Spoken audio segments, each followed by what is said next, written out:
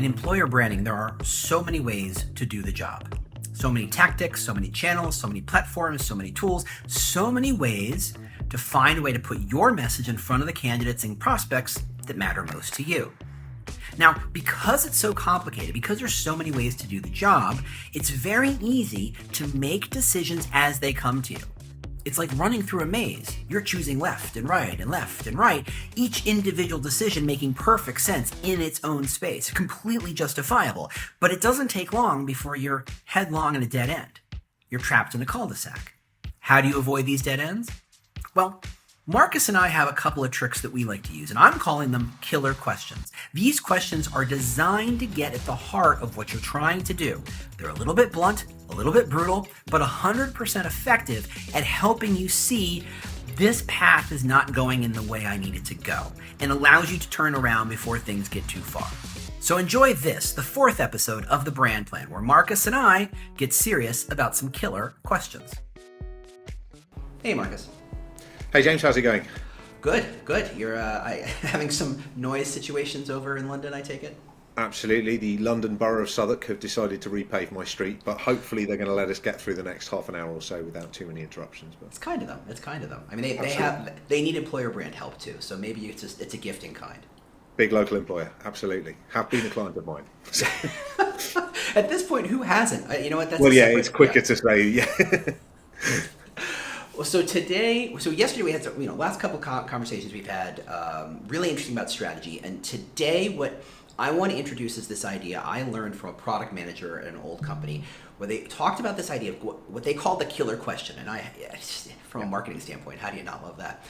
And it's this idea that, you do work, you kind of put the blinders on, you kind of get a little deeper and you get a little deper and you're going to play with this and you're going to fiddle and you're going to fidget. And at some point, you've lost the plot and you don't know that you've lost the plot. And so a killer question is good to kind of say, take a step back, think it through, where are you right now? And I think that's what we should talk about today.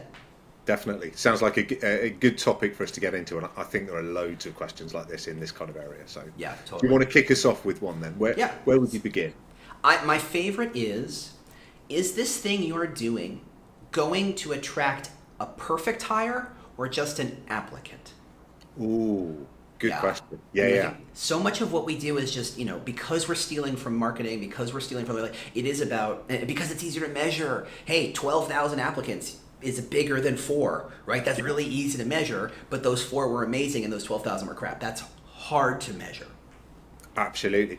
So I think there's a big thing sitting behind that, which is, do you know what the perfect applicant is?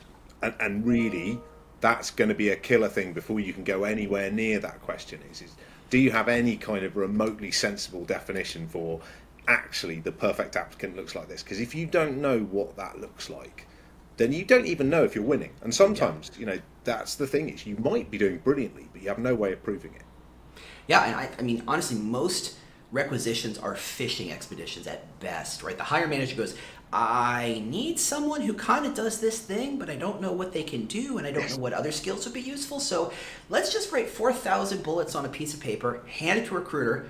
Good luck, kids, and let's see what we have. So there's a thing that hiring managers do. I did a really interesting thing years ago. I did a project with a client where I helped work directly with the hiring managers to understand how they were thinking about job requisitions. And I remember I was working with this one guy, and he wrote down his ideal candidate.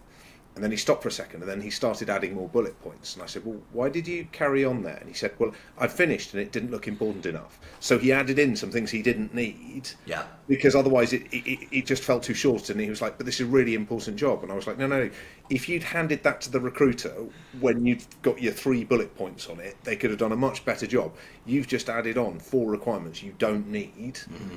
Because you wanted it to look more important. What you've actually done is paint the recruiter into a corner. And they're going to reject some people who might be brilliant for this because you didn't know when to stop. Yeah. And that's such a huge problem for talent acquisition is the line managers themselves very often don't have a very good definition of what they're trying to achieve. Yeah, my friend Katrina Kibben, they do a lot of job posting stuff, and their favorite question is when you're writing a job posting, what is the experience this person should have had to prepare them to be successful in this role? And honestly, everything else after that is just footnotes, right? Completely. I think there was one I learned years ago. I was doing some work with Nestle, and they used to have a thing on the top of every single job description that asked, "What is the point of this job in a sentence?" And then in brackets, "What would happen if we hired no one?" And it was a really helpful way of looking at the jobs to go, yeah, but what's this job really about? And therefore, what kind of person do you really need to do it? All right. So what is your first killer question? Well, I mean, I think we've done two or three of those there. Okay, so a killer question for me would be every job, every job seeker I know and every client I talk to, there's always this conversation about our culture as a business, and our culture is great, and people join us because they love our culture, and the people who like working here love our culture. And there's always an awkward moment when I go, "Great, what is your culture?"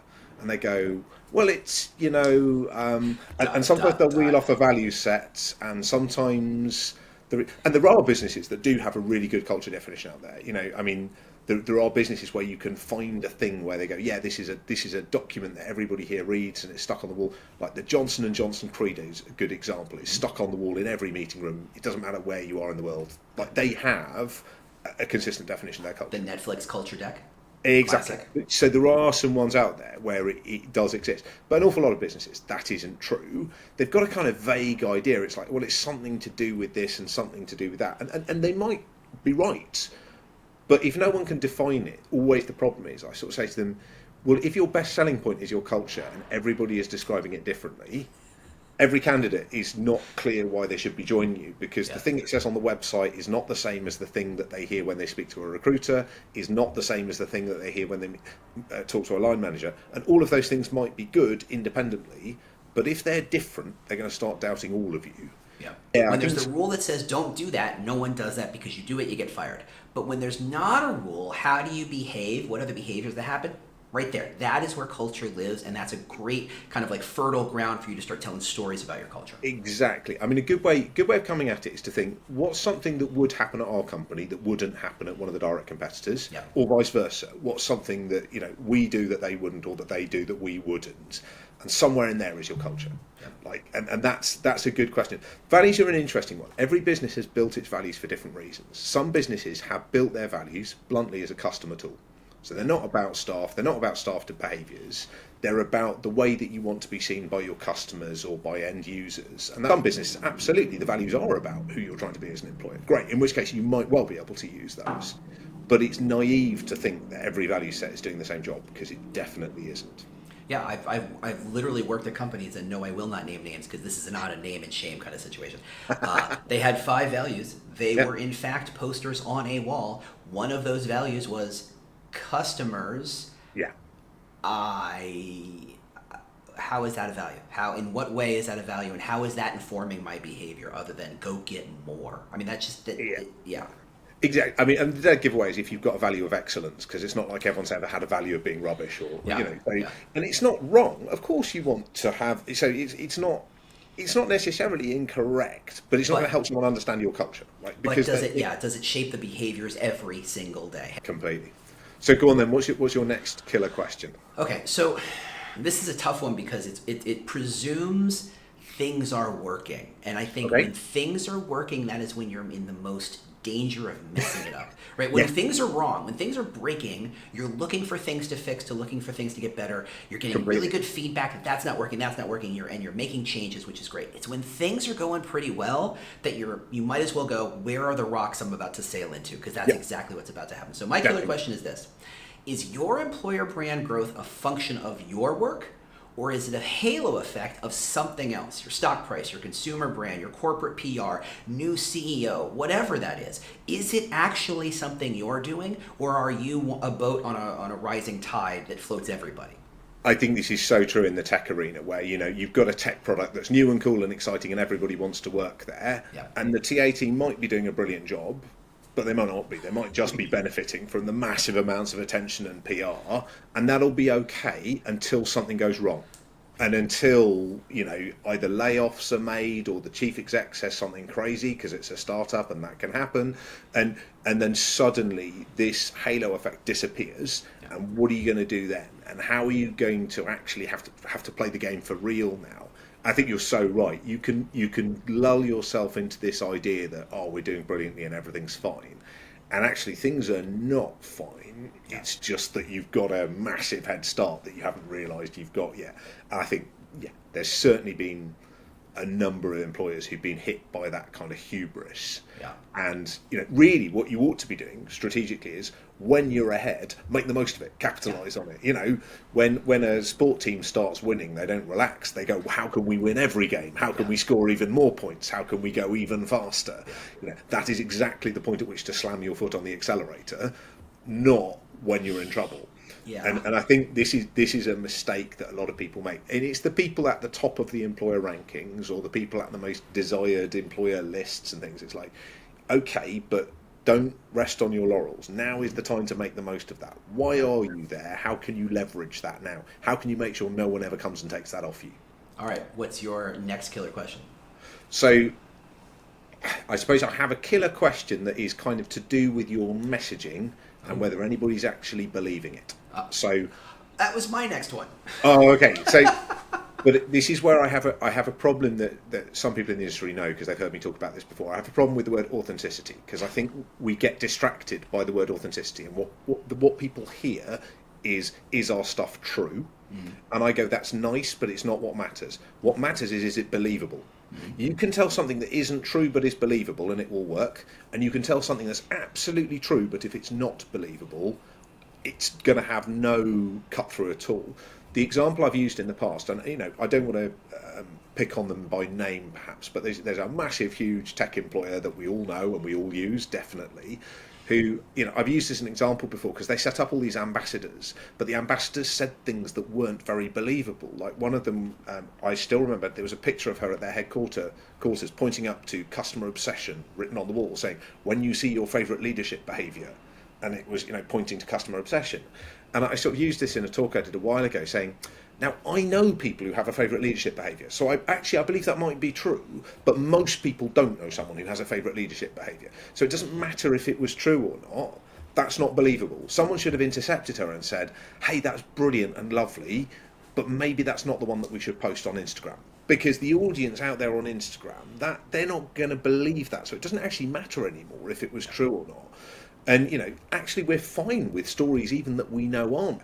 If I'm going to believe that you're an inclusive employer, no amount of percentage of people who've been on an unconscious bias training is going to convince me that's true. It's a person saying, I've had a brilliant time here and everyone's treated me decently, is way more convincing than any percentage or fact or number or budget that you could ever give me. Yeah. So I think loads of you would do really well to have a think about looking at this really brutally. How believable is what I'm saying? And having been in-house for a couple of brands, I'm in employer brand, it's really hard to do the job in-house because you always have to have one foot out the door. Yeah. You always have to think of, how does a stranger who's never heard this brand, who hasn't bought into this brand, how are they going to perceive this information? So my version of this question, which I think is actually kind of the flip side, it's what evidence do you have that the people actually believe anything you say? Because so much of recruiting is throw a claim out there, throw a claim out there, throw a claim out there. And for me, I separate them into subjective and objective values, and the idea is, look, your objective value is this is what you're going to get paid, this is what your salary, your title, this is when your start date is. The stuff in the offer letter, the stuff that, should you have lied in this, somebody's going to jail. That's called felony fraud. Yeah. But when the recruiter says, we're a really supportive environment, and you show up and it looks all cutthroat, and you're like, wait a second, I thought you said this is really supportive. And the response is always the same. Well, and like their voice gets really high, their head tilts a little bit, and they go, well, the way we think of it, and you're like, it's all spin. And the answer is, if you're gonna make a strong claim in a subjective area, and I highly recommend you do, otherwise it's just a game of money, you gotta prove it like 10 times more than one of the objective values. I think that leads to my next killer question, which is this thing you're about to do, whether it's messaging, whether it's a strategy, whether it's a channel development, whatever that thing is, does this support the idea that you're either a most or an only? Either you are the most innovative, you are the most supportive, you are the most I don't care, or you're the only law firm in town that cares about work-life balance. You're the only tech company that cares about status. You're the you can't do both strategies, but generally the more you think about most versus only, the more you're going to push yourself in a spot where you're truly developing that differentiated value. And so much of employer brand and talent strategy work ends up being just generate, put it out, fill in the gaps. But is it thinking about, is this supporting the strategy of am I a most or an only? Yeah, no, I like that, and I think I think you can use it more widely than communications as well. So for example, okay, if you wanted to differentiate yourself, you could be the most speedy respondent to applicants, or but you've got a thing that you can point at and go, yeah, I'm the most this or the only that, and then you can differentiate yourself. And it might be a most or only within the messaging and the positioning, but it could equally be a most or only within the process and within the experience, and a most or only there might work.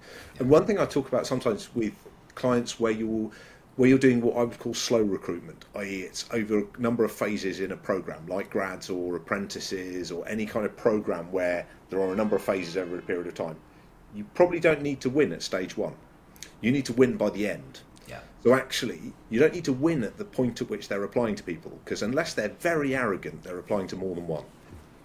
So you only need to sort of be in the hunt at that point. Where you need to win is when they come in for final interviews, right? And that's the point at which you want to be the number one choice, is when they've had their interviews. So you could save a lot of your budget and firepower for later on and win it there. You don't necessarily have to win it at the marketing stage. It is a place where you can get ahead, though. There's no question about that.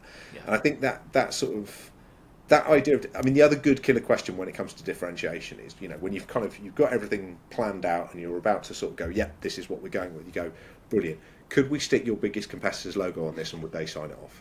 That's a great one. And it's the classic advertising test. And, this used to happen in ad agencies. Before they showed Coke, the big new campaign for Coke, they put their hand over it and go, could we sell it to Pepsi? If we could, it's wrong.